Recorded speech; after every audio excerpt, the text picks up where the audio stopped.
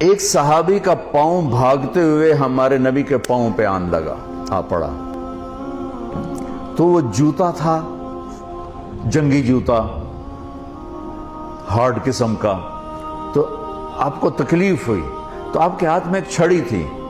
آپ نے اس کو بھاگتے کو یوں ماری، کہا اوجعتنی، سوٹا نہیں تھا، چھڑی تھی۔ ارے تو نے دیکھ کے تو بھاگنا تھا، تو نے میرا پاؤں کچل دیا، مجھے تکلیف پہنچائی تو نے۔ انہوں نے لوہے کی زرہ پہنی ہوئی تھی جس پہ تلوار بھی اثر نہیں کرتی، تو چھڑی نے کیا اثر کرنا تھا، ٹھیک ہے نا۔ وہ کہتے ہیں جب میرے کان میں آواز پڑی اوجعتنی، مجھے تم نے دکھ دیا، تو کہا مجھے یقین ہو گیا کہ اب میری خیر نہیں، اب اللہ تعالیٰ کی طرف سے کوئی وحی آئے گی، میری تباہی بربادی کا فیصلہ سنائے گی۔ کہ رات میں سو نہیں سکا، ساری رات جاگتا رہا۔ فجر کی نماز پڑھی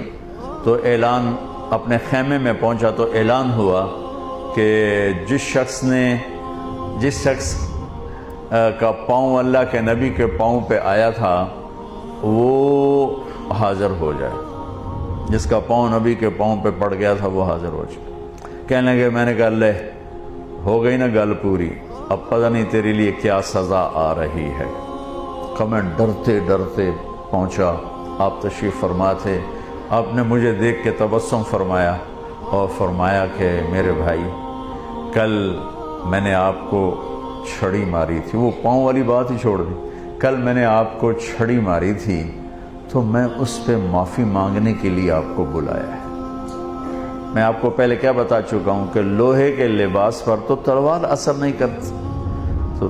چھڑی کیا کرتی؟ کہ میں ایک تو آپ سے معافی مانگنی ہے اس لیے آپ کو بلایا ہے، اور دوسرا کیا، یہ ذرا سننے والی بات ہے، اور دوسرا وہ جو میں نے آپ کو چھڑی ماری تھی اس کے ازالے کے لیے میرے پاس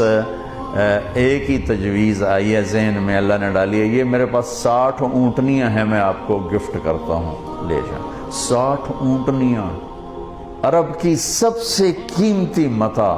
اونٹنی تھی، اونٹ بھی نہیں، اونٹ سے تو آگے نسل نہیں چلتی نا، اونٹنی بچے دیتی ہے، تو 60 اونٹنیاں اس کو دیں ایک چھڑی مارنے پر۔